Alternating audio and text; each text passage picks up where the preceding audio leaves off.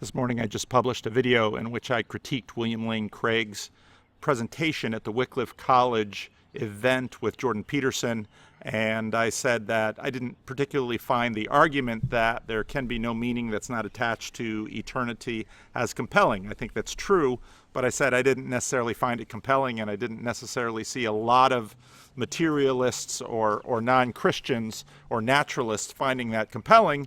And then this morning I'm listening to a Veritas forum between Tim Keller and Anthony Kronman, who I'd never heard of, and this is what Kronman says. In a famous lecture of his entitled Science... Talking about Max Weber. ...that we live today in a disenchanted world, by which he meant that the gods and belief in the gods or in God has become an entirely private matter, has disappeared from the realm of commonly accepted norms and public life.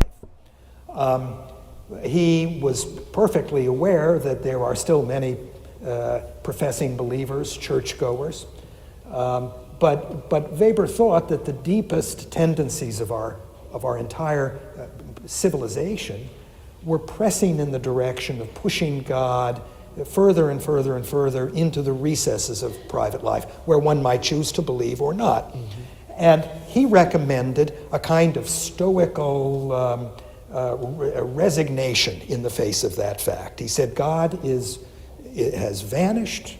You may believe or not, that's up to you, but as a public matter, gone, gone, gone.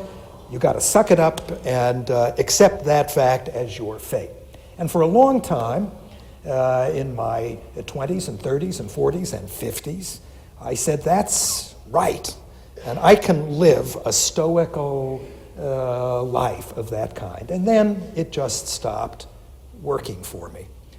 And the reason it did, I think I can put very simply, it became clearer and clearer to me that the meaning of my life, the meaning of my commitments, my attachments, of my vocation, my worldly vocation, couldn't for me be ultimately secured in a way that would be entirely satisfying and personally convincing unless I could relate all of that, my life, to something that is not touched by time. The word for that is eternity, but it's a word that isn't often used, well, certainly at the Yale Law School these days. But I came to believe that unless I could work out for myself an understanding of how my life and all that it contains is connected to something that never comes into being and never passes away, but endures, as Scripture says, from age unto age, unless I could work all of that out for myself, though in the end in non-scriptural terms, that I really wouldn't be at home in my life, let alone in the world. And so that's why I was moved to sit down and think things through from the start and write the book that I did. And I heard that, and I thought of a lot of people who have commented on my videos and written me letters, and I noted how many, even though Peterson talked about the fact that there's a little executive airport by me, so there will be plane noises. I noted how many, even though Peterson talks about, say, young men in his audience, I was initially surprised to find out how many middle-aged men there were dealing with this, and men coming to me in their 40s and 50s, and some into their 60s and 70s who have reached this point. And so I thought those comments were important, and I'm going to play a little bit more of it. I'm going to give you Tim Keller's opening remarks, which I thought were also excellent and germane to the subject. Tim? Yeah, I also thank you for bringing me here, though it's not fair to call us two intellectuals. Tony is a real scholar. I am a popularizer of scholarship. That's what a good preacher does, actually. And I completely agree with what Tim Keller has to say there. Sometimes people say, well, you're a theologian. Well, I'm not really a theologian. I see theologians as scholars. I am a preacher and a pastor, and so in a sense I work on the shoulders of theologians and scholars, but it's a distinct role. But I'll tell you, as time goes on, we're going to see that Tony's understanding of the character of God and mine as a Orthodox Christian minister is different. But here I'm happy to join with him in the critique of the idea that there's nothing outside of time. I guess you could call it secular materialism.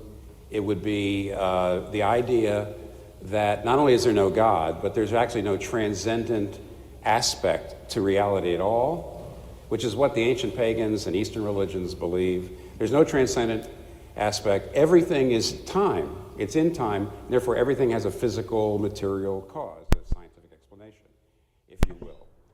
And I think when we start looking at Peterson, I think that distinction, what Keller made there, I think Peterson is still within time. Again, people sometimes challenge me on my calling him an agnostic. I think the most accurate way to describe him is to say we can't know that there's something outside of that.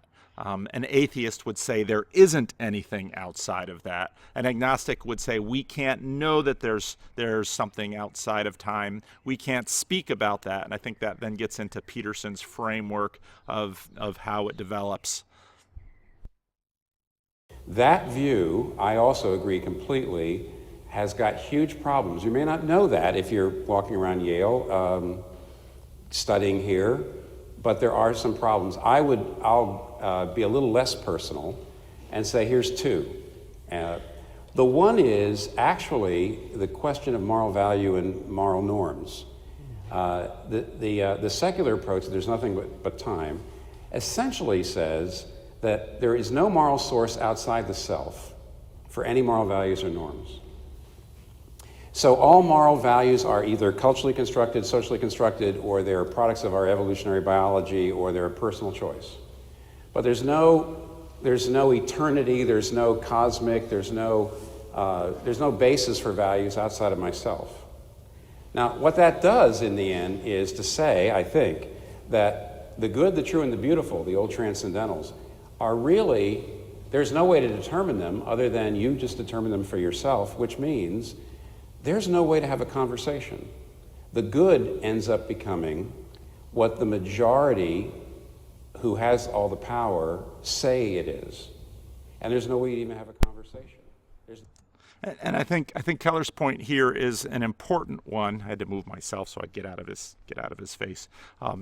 Keller's point here is an important one, and I think, again, as per my last video about William Lane Craig, Jordan Peterson, and C.S. Lewis, I think this is precisely part of what Jordan Peterson is. This is what Jordan Peterson is trying to address with his project, to say that we can talk about the good and the true and the beautiful, but yet he's not willing to go outside of time. He says we can in a sense go beyond our heads and beyond human projection. We can say that this is built into us from the lobsters on, and that this is older than the trees, but it is functionally still a product of time within the temporal sphere. And he is agnostic in terms of saying we can go beyond that to other things. There's no higher moral ground. You can't say, I'm trying to do everything I can to be in unity here with Tony at this point. You can't say with the Greek philosophers that there is a true and a good and a beautiful beyond time, and that through contemplation and discussion we can discern it. No, basically the good is whatever I say it is.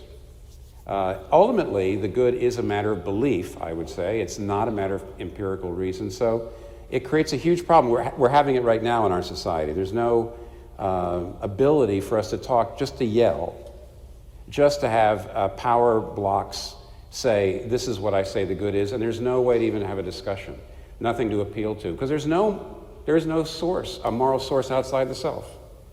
The second has to do with the meaning. And again, before he gets to meaning, I just reiterate what I just said. I think Peterson would say there is a source outside the self. And this is why Peterson's work is important, because right now on the menu we kind of have the New Age community that says there's kind of a secret self, a self that I'm alienated from, and perhaps I can find through meditation or through my feelings. And then the secret self, then it's my duty to manifest that self. So as I've said before, this gets played out in, let's say, gender identity, that my secret gender identity is Shirley Temple. And no one can challenge that secret gender identity because I and only I know it, and I must be true to myself. So from now on, regard me as a 1930s child star who sings and taps dances. And so Peterson is very much against that, as are the other materialists. They are much more, they are materialists, they are within time. But Peterson wants to say, no, we can talk about these things apart from the self. And again, Peterson wants to say that these, in fact, are built into the world in terms of evolution, and Darwin explains this along with other, there's been a lot more work since Darwin, obviously, in terms of understanding evolution. So that's where Peterson's conversations get interesting with, for example, the Brett Weinstein. So this is where this is going. And so in a sense, Keller is right in terms of talking about, let's say, perhaps Sam Harris. I don't think he's necessarily applicable in terms of talking to Jordan Peterson. This is where a conversation between Jordan Peterson and Tim Keller, in my opinion, would be a pretty interesting one. And let me I agree completely with Tony. Let me just add another approach to it. Mm-hmm. If there's no meaning outside of time, then you're going to have to find your ultimate meaning in something here like success or money or even family or love. You're going to have to build all of your ultimate meaning will have to be something inside this life. And this is where I think Tim Keller is now addressing Jordan Peterson. Because if you saw the last video I did in terms of where you find meaning, Peterson is saying you can find meaning in your family. You can find meaning in your job. You can find meaning in your work. Now, if you listen to enough of Tim Keller, you'll know that he will say yes. And in fact, that then becomes a form of idolatry. Because if you make your greatest meaning in your work, or your greatest meaning in your family, or your greatest meaning in anything in this world, then that will crush you. And then suddenly the other guy's address becomes relevant, because what Keller will say is that the only safe place to actually locate your ultimate meaning is beyond this frame. And you locate it in the heavenlies, because actually the only if you give all of your allegiance to a woman, let's say, or your spouse, that spouse can crush you. How do you know that spouse is worthy of all your meaning? How do you know that spouse won't use this radical allegiance to crush you? And this is where obviously the MGTOW community goes and says, yeah, I gave all my meaning to a woman, and that woman, took me for all my money and raked me over the coals. And of course that happens every day, and men do it too. You give all your meaning to a child. In fact, it's not healthy for that child to have all that meaning. And in fact, Peterson will critique that too. You cannot make your child your idol, or pretty quickly you're not going to be able to say no to your child. And if you can't say no to your child, you're going to deform that child. And Tim Keller goes along these lines in some of his books and in many of his sermons, because he says, finally, you can find meaning in your work, you can find meaning in your studies, you can find meaning in your job, you can find meaning in all of these places. And in a sense, Peterson might say, well, it's perfectly legitimate to make your career your ultimate meaning. And Tim Keller would say, no, it's unwise to do so, because you might invest your whole life into working for Google. And what will Google do for you? I'm 54 years old, and I can't tell you how many men I know. I live in Northern California, so there's a lot of tech industry around. And I can't tell you how many men I know got into their 50s, and the tech industry basically said, boy, I can find someone a whole lot cheaper to work for me than you will. And so, boom, you're done, you're out. If you give your life to Intel, Intel will not die for you. And this is where Tim Keller then goes and says, and this is what Christianity has to offer. Because you give everything to a God, but this God dies for you. And so, in fact, your ultimate allegiance is safe with him. And if you put your ultimate allegiance in him, all of your other relationships are then in order. They are properly sorted. They are, and this Tim Keller is basically following Augustine in this, who is the great Western theologian. If you need to put first things first, C.S. Lewis will talk about the same thing, put first things first, and so love the Lord your God with all your heart, soul, mind, and strength, and love your neighbor as yourself. But do the one first. And the reason you can do the one first is because that one will not be abusive. Now, some of you will say, yeah, but religions can get abusive. And yes, they can. And pastors can get abusive, and churches can get abusive. And so you're going to have to modulate that. You're told to love God above all, not your pastor or your church, okay? And that gets a little slick, I know, in terms of American evangelicalism when people get disconnected from their church. You've got to hold these things in balance, but this is the conversation and where it goes. I should let Tim Keller finish because he'll say it a lot better than I will, and I'll put the link down in the notes so that you can see the whole video. All of your meaning in life will have to come from something inside this life, and this life will take all those things away, eventually. All of those things away. I read an anthropologist some years ago who said the secular culture gives its members less resources, fewer resources, to deal with suffering than any other culture in history. And here's the reason why. Every other culture, which was a religious culture in some way, always said the true meaning of a human life is something outside of time, just what Tony just said. So if you're a Hindu, the meaning of life is to live a life so that you can eventually get off the cycle of reincarnation and get into eternal bliss. If you're a Buddhist, the meaning of life is to overcome the illusion of this world. If you're a Jew or a Muslim or a Christian, Orthodox, you think the key is to please God and to be with God forever. In other words, suffering in every other religion, every other culture, can actually enhance your meaning in life. It can drive you, suffering can actually drive you more into it. If your real meaning in life, frankly, is the love of God and to please God, and you've gotten onto the treadmill of success, and something happens financially and you have a failure, that can drive you more into the real meaning of your life, which is to please God, not to become successful. But if you don't have anything outside of time, frankly, suffering destroys your meaning in life in a way it doesn't in any other culture.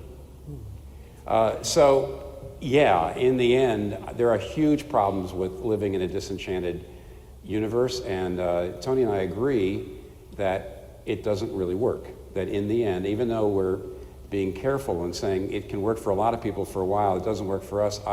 Being a good Christian minister, I'd go so far as to say it's not true. The universe is enchanted. And to live in a disenchanted universe is not only not functional, but you're out of touch with reality.